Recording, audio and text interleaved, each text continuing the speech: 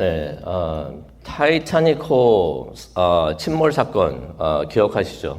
그 혹시 몇 년도에 있었는지 아시는 분 계십니까?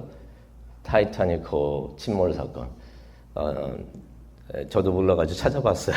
그랬더니 1912년에 그런 사건이 있었다고 합니다.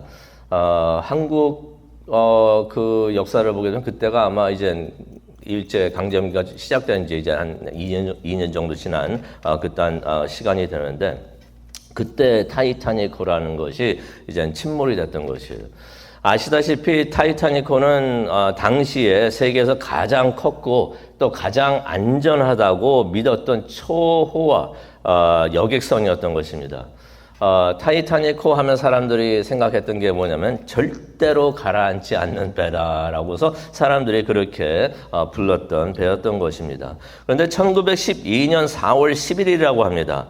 영국을 떠나가지고 햄튼인가 거기 뉴햄튼에서 아마 떠나가지고 뉴욕을 향해서 첫 항해를 하고 있었는데 4일 후가 됩니다. 북대서양에서 빙산과 충돌을 합니다. 충돌을 한 후에 3시간도 안 됐어요. 한 2시간 40분 만에 배가 완전히 가라앉았다고 합니다. 빙산이 있었던 지역이니까 얼마나 추웠겠습니까? 또 거기다가 새벽에 그런 일이 일어났던 것입니다. 그래서 총 탑승자가 한 2,200명 정도가 됐는데 1,500명 이상이 되는 사람들이 그때 사망을 했다고 합니다. 철썩 믿었던 배가 3시간도 안 돼가지고 바다에 가라앉았던 것이에요. 그때 가라앉는 배에 있던 사람들, 또 그때 바다에 떨어져가지고 있었던 사람들의 마음이 어떠했을까? 그런 생각하지 않았을까? 아니, 절대로 가라앉지 않는다고 했는데, 그렇게 하다고 했는데, 우리가 그렇게 믿었던 배였는데, 그렇게 생각을 하지 않았을까? 근데 그런 생각이 들어요. 우리가 삶을 살면서 진짜 그런 일이 삶에서 일어난다면 얼마나 허무할까, 허망할까. 철썩 믿었던 것, 이거는 무슨 일이 있어도 안전해, 내 미래를 보장할 수 있는 거야 라고 믿고 있었던 것이 한순간에 무너진다면 얼마나 허무할까라는 생각을 해봅니다. 오늘 이야기 이사야서 3장이 바로 그런 이야기가 됩니다. 믿었던 것이 하루아침에 무너져 내리는 일. 그러한 허무한 일을 당한 예루살렘과 유다 사람들의 이야기가 되겠습니다. 이사야서 2장은 어저께도 우리가 봤지만은 그날에 대한 말씀이 됩니다. 그날은 무슨 날이 될까요? 하나님께서 오셔가지고 심판하시는 날을 말합니다. 그날에는 어떠한 일이 일어나는가? 오만한 자의 눈이 낮아지고 교만한 자가 쓰러지고 오직 하나님만이 홀리 높임을 받을 것이다 라는 말씀이 있습니다. 그날에 하나님께서 땅을 흔들면서 일어나신다고 하십니다. 그랬더니 사람들이 믿고 의지하던 것들이 다 무너진다고 성경이 2장에 기록을 하고 있습니다. 그때 사람들 다 무서워하면서 두려워하면서 다 숨는다고 그래요. 그 순간에 하나님을 찾고 그제 찾으면 참 좋을 텐데 오히려 하나님을 피하는, 아담이 죄를 지은 다음에 하나님을 피했듯이 그렇게 사람들이 다 피하는 일이 있다고 말씀을 하십니다. 그런데 오늘 말씀 이사야서 3장을 보게 되면은 좀 더 구체적으로 말씀을 하십니다. 사람들이 믿고 있었던 것이 하루 그냥 한순간에 다 이게 무너지고 없어지게 되고 사라지게 되는데 그것들이 무엇인가? 3장을 통해서 하나님께서 이사야를 통해서 말씀을 해주시는데요.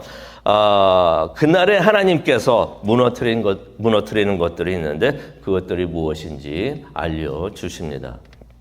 1절을 한번 보도록 하겠는데요. 1절을 보니까 보라, 주 만군의 여호와께서 예루살렘과 유다에서 제하여 버리는 것들이 있다라는 말씀을 하십니다.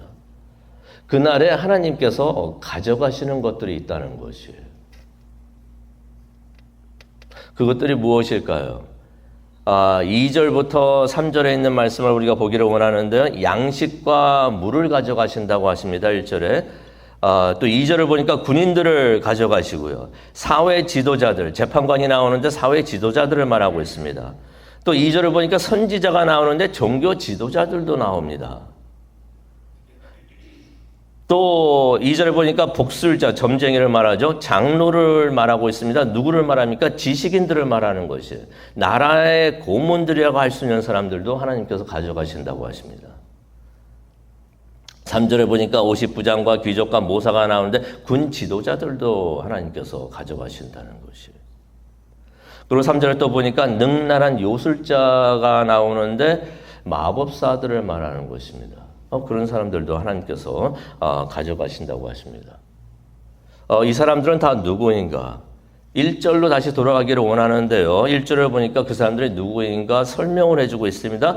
예루살렘과 유다가 의뢰하고 의지하는 것들이다. 사람들이다 말하는 것이에요. 다시 말해서 의지하는 것이니까 지팡이가 될 수가 있겠죠.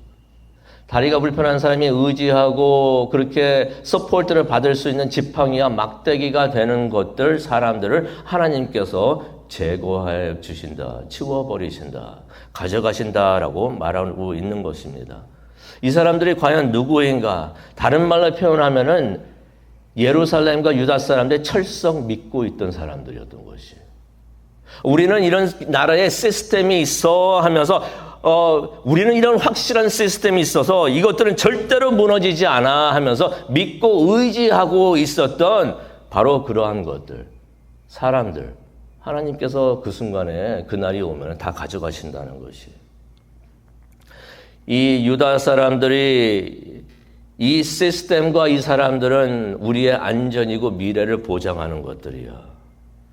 라고 생각하는 것들을 하나님께서 가져가신다는 것이에요. 근데 그것들을 보다 보니까 우리가 약간 이것들까지라고 생각되는 것이 있는데 복술자가 나옵니다. 점쟁이와 마법사들도 있는 것이에요. 2장에서도 나왔죠. 예루살렘과 유다 사람들이 잘못했던 중에 하나가 뭐였냐면 주변 나라의 사람들이 믿고 있었던 미신을 따르고 있었던 것이에요. 점을 치고 있었던 것입니다. 다시 말해서 이러한 미신하고 점쟁이들이 유다 사람들, 예루살렘 사람들의 종교가 되었던 것이에요. 그렇다면 우리가 한번 생각을 해봅니다. 그렇다면 이 사람들에게 하나님은 어떠한 사람이었는가? 누구였는가? 어떤 의미의 사람이 있는가? 지금 1절부터 3절에 나오는 많은 사람들이 있었고 그러한 시스템이 있었고 그랬는데 이러한 모든 것들이 예루살렘과 유다에 있었던 사람들의 마음에는 하나님의 자리, 하나님이 계셔하는 그 자리에 이것들이 그 자리를 차지하고 있었다는 것이에요.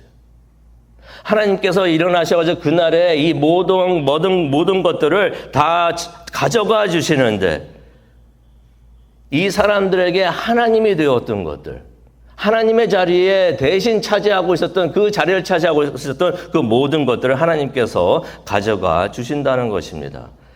1절을 보니까 보라 주 만군의 하나님께서 예루살렘과 유다에서 그들이 의뢰하고 의지하는 것들을 치워버리신다, 가져가신다라고 말씀을 하고 계시는 것입니다.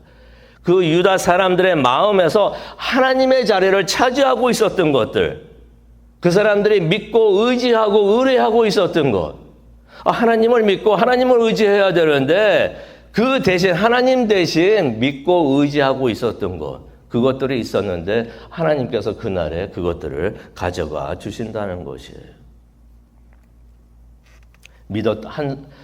그렇게 믿고 있었던 것들이 한순간에 다 사라진다는 것입니다.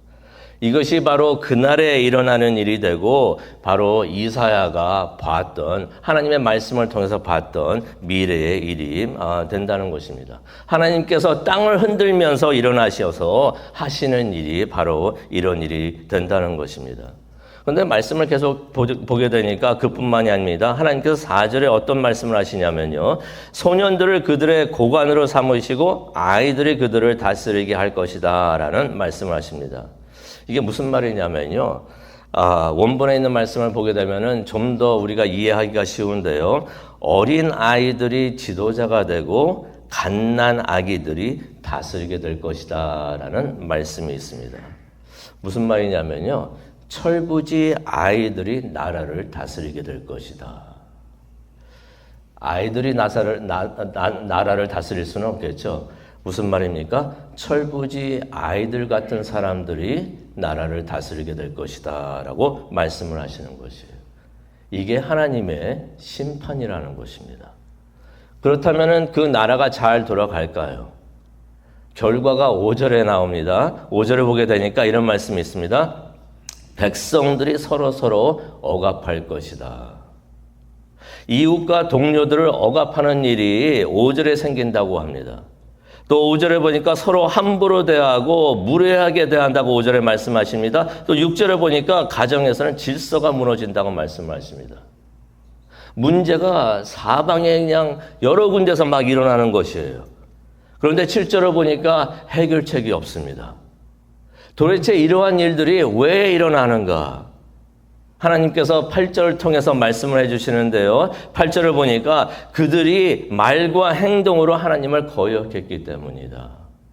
또 9절을 보니까요. 그들이 자신의 죄를 숨기지도 않고 떠버리고 다녔기 때문이다 라고서 말씀을 하십니다.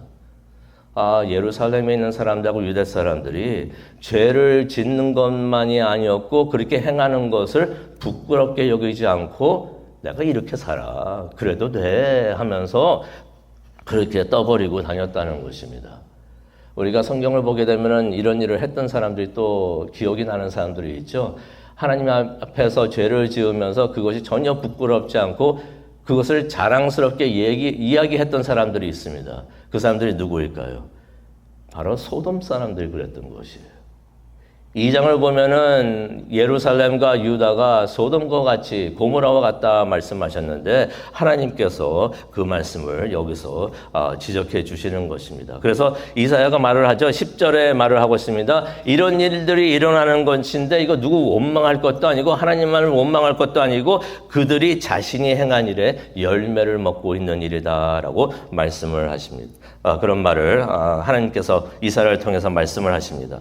또 하나님께서 13절을 보니까 땅을 흔들면서 일어나시면서 말씀을 하십니다. 15절에 말씀하시죠. 너희들이 내 백성을 짓밟고 가난한 사람들의 얼굴을 맷돌 갈듯이 하고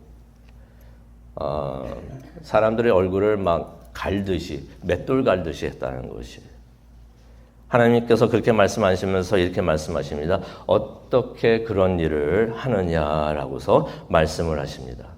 그런데 문제는 남자들만, 지도자들만, 이런 사람들만 문제가 아니었습니다. 여자들도 큰 문제가 있는데요. 16절을 보게 되니까 여자들은 거만하게 목을 뻗고 눈으로 추파를 던지면서 장신구들을 많이 차고 다니면서 찰랑거린다라는 말씀이 나옵니다.